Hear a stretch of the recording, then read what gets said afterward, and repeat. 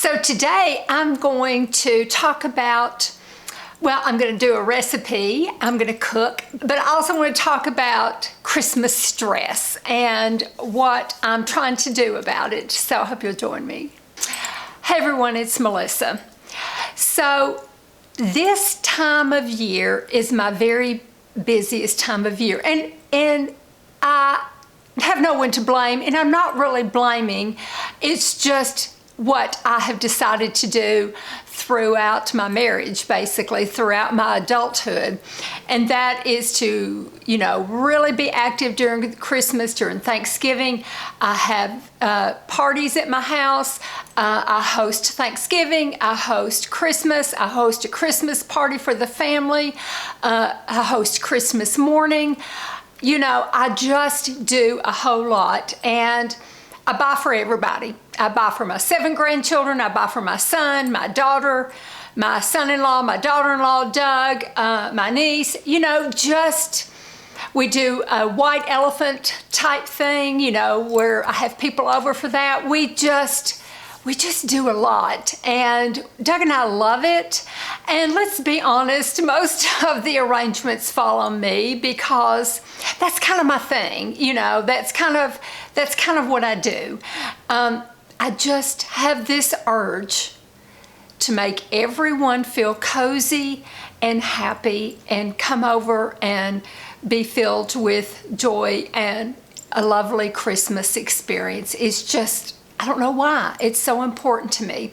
I want, especially not only my children and Doug, I want these grandkids to have the best memories of Christmas they could possibly have. And I don't know why it matters to me, but it does.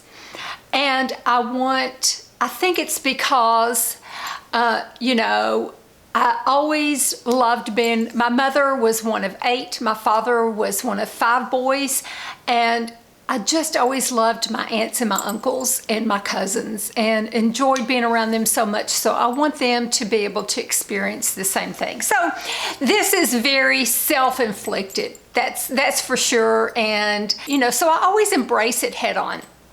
And every year I have different plans. And so I was thinking this year, what is my plan to avoid stress? Trying to buy for so many people and get everything done. What is my plan? I happened upon a woman named Lisa. She's the complete opposite of me. She is, she's a young mother of 9 so far. She homeschools, she makes her own cheese, makes her own bread, makes everything from scratch, and she just does everything. And I kind of got fascinated with her, and she does a lot of videos on what I do to not get stressed. And a lot of it is do what you can, let the rest go. Start over again, do what you can, let the rest go. And that kind of resonated with me. I mean, I'm nowhere near the pressure she has raising 9 children. I think it's 9 children. Raising so many children, it's just Doug and me, but I do have a hand in the 7 grandchildren and my son and my daughter and their spouses and everything. We're all really, really close and involved in each other's lives. So I took some of her hints to help me deal with stress this holiday. I know this sounds bizarre that she's so busy and does so much, and I'm not. But still, I could take some of her habits, even though I think I'm 30 years older than she is, because she said she'd soon be 40, I think. So I'm 30 years older than she is, but I could still learn some things from her and the time of her life right now and pertain it to where I am in my life. So one thing that she said she did that I have incorporated, and I wanted to present one of them tonight. She talked about cooking for all of these people and how she did it every day. And one thing she said is, be brave. If you think you can't cook it, yes, you can. Be willing to try things. But one other thing she said is, find about 6 good recipes, learn to cook them very well, and you can always fall back on them. They can be your bread and butter, so to say. You can fall back on them, and they can get your family fed, or Doug and me fed, or my kids or grandkids when they come over to eat, get them fed. So, you know, I like to have them over, having people over Saturday. I'm fixing a big dinner and having people over Saturday. So I really took that to heart. And I sat down with Doug. I said, what are the 6 really good recipes that I do well, that is really tasty, that everybody that tastes it, you know, they say, that's just really, really good. May I have more, please? And so I'm going to show you one of them today. It is a chicken, I think they call it chicken fingers recipe. It's chicken tenders, fried chicken tenders. But I tell you, I've never seen a recipe like it. I got it from a book by America's Test Kitchen 10 years ago. It's a paleo book, and I have cooked it ever since, and it is so popular with my family. But I've never seen anybody else do chicken like this. One of the ingredients is seltzer water, and another ingredient is cream of tartar. It's a very unusual recipe, but the way they put it together and the way that you do it, it is the crispiest, most delicious chicken I've ever tasted. It is gluten-free because it's a paleo dish, so all of my family can have it. Now, I looked on their website, America's Test Kitchen. It's not listed on their website. It's not listed anywhere that I could find on the internet. So I feel okay talking about it. I just don't feel like I should print it out, you know, down below. But as I'm talking and presenting it, I will tell you the amounts. And I have, you know, tinkered with it over the years, but I got the idea, I got the base idea from this recipe in this cookbook. So I will link the cookbook for you to buy. That way I give credit to America's Test Kitchen, to all their authors and stuff. And you can buy the book and look it up there. It's a really good cookbook.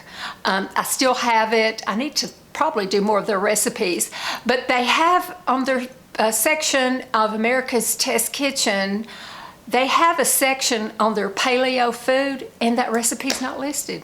I have never seen this recipe listed anywhere across the internet, and I've never heard of anybody cooking it like this.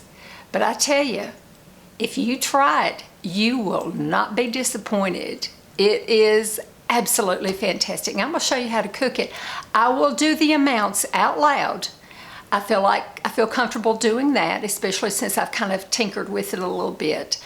But I won't write it down in respect to America's Test Kitchen having it in one of their old cookbooks.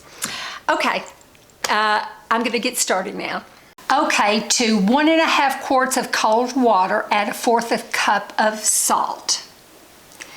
And stir it up, dissolve it. You know, you have to stir for a bit in your bowl.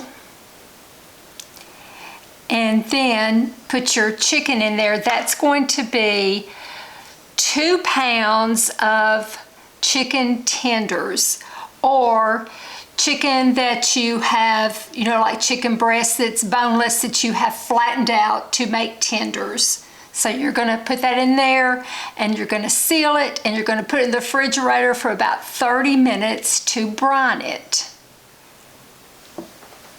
Okay, you're going to take 1 cup of arrowroot flour and put in a separate bowl. You're going to take 6 tablespoons of almond flour. That's 6, S-I-X. You're going to put it in there next.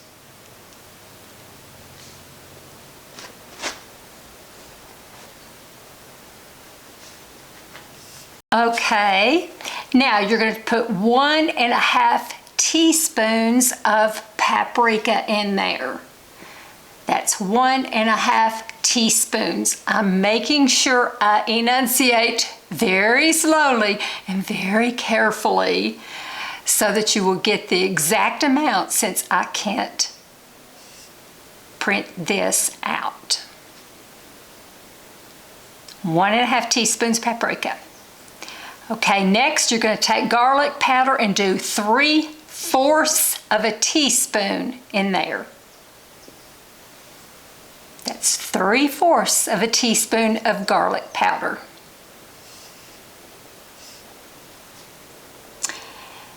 And you're going to measure out 3/4 of a cup of seltzer water. That's fuzzy stuff that you put in drinks and make it all fuzzy. And you're going to pour that 3/4 cup in there, well, after you get it measured out. And I usually kind of stir those dry ingredients a little bit. I may not have today, but I usually try to do that. So you stir it all up. There I go. I'm pouring it in now. And it gets a little bubbly. So, you know, it's kind of neat. There it goes in there. That seltzer water makes everything, you know, pretty bubbly. Stir it all up. Okay, now you're going to let that sit for about 10 minutes, something like that. And you can work on other things, getting the chicken out at the same time, because you're going to have to dry off that chicken. So what I usually do is I put it on the counter and clean the counter off later. I don't put the chicken on the counter. First I put down like wax paper, and then I put down, there's my wax paper. Then I put down paper towels on top of that to absorb the bottom of the liquid. Okay, I've done that. And then I lay them down, you know, I try to shake them off and then lay them down. And be sure, you know, you always wash your hands every time you handle chicken and go on to something else. You wash your hands in hot soapy water. I guess I could have used gloves, but I don't know. I don't like to use them. I like to use my fingers. And then I take another piece after I've washed my hands. I take another piece and then dry it, and then I wash my hands again. So I dry the bottom, wash my hands, get more paper towels, dry the top, then wash my hands after that, after I dry that off for a while. And immediately, you know, dispose of that.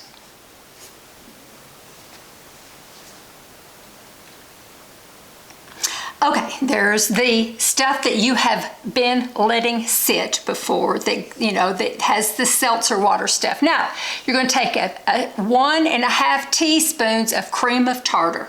1.5 teaspoons of cream of tartar.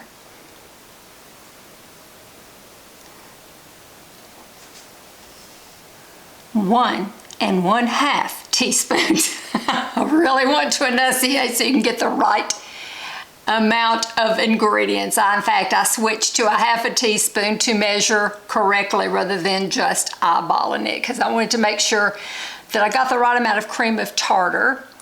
And then you're going to use 3/4 of a teaspoon of baking soda. 3/4 teaspoon of baking soda.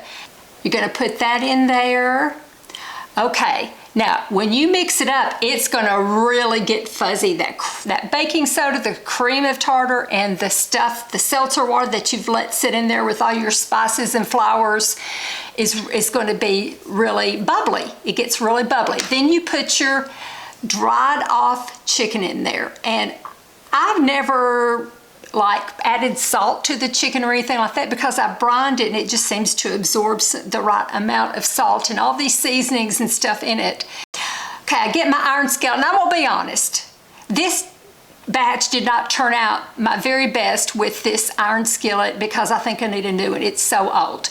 But okay, I'm putting my oil in there to cook it in. I use avocado oil. You can use coconut oil and other kinds of oils that aren't so good for you if you so choose. But avocado oil, coconut oil adds a little flavor. I've done it before. It's not quite as good, but I mean, it's good, but avocado just seems to do a little bit better. But it kind of overcooked a little bit, I'll be honest, in this skillet. And I don't know, I was a little disappointed with the way it looked at the very end, but it tasted fantastic. It's crispy on the outside and juicy on the inside.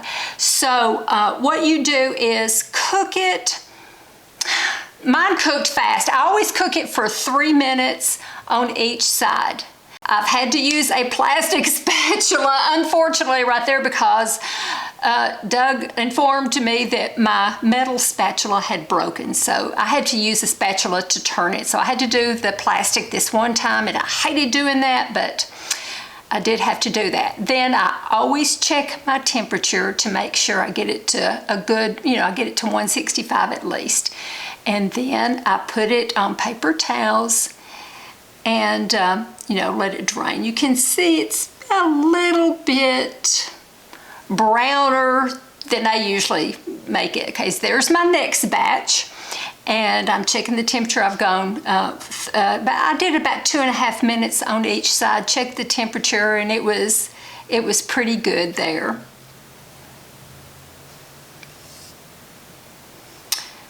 So there's the pile that I've already cooked so far. I didn't want to show every batch. I finally found a spoon that was metal, so I used it. But like I said, everything, of course, when you start filming, everything that is going to go wrong is going to go wrong. Your spatula's broken, your iron skillet, it doesn't, it's not doing as well as it usually does. And so anyway, I wasn't going to do it over again because Doug said, this is absolutely delicious. Don't do it over again. But it wasn't quite as pretty as what I usually have. But it is one of my ones that I really do like to cook.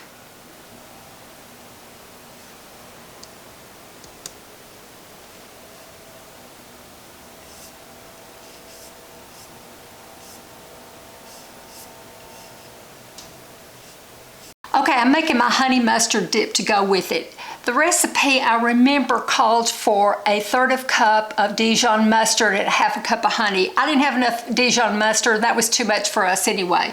So I just tried to eyeball equal amounts of Dijon mustard and equal amounts with honey, and then just add a little bit more honey. So I'm scraping to get out as much as I can.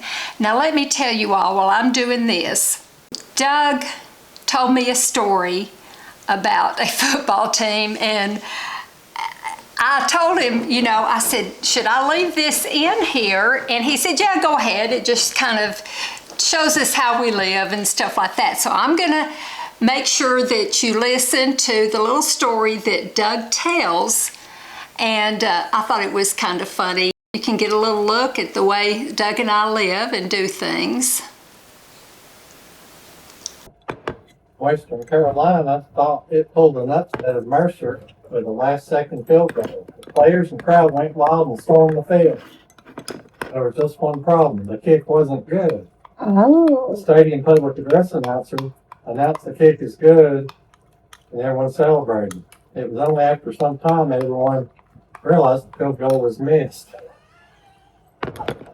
Thank you so much for watching this. I really appreciate it. It's a great dish. It's one of Doug's favorites. My whole family just loves it. And it's one of my 6 best recipes that I cook. So if this is something that you like to see, I'll periodically do another one. Just let me know down below. Thank you for watching so very much. I really appreciate it. I hope everyone has a wonderful rest of the week, and I will talk to you in a couple of days. Bye-bye.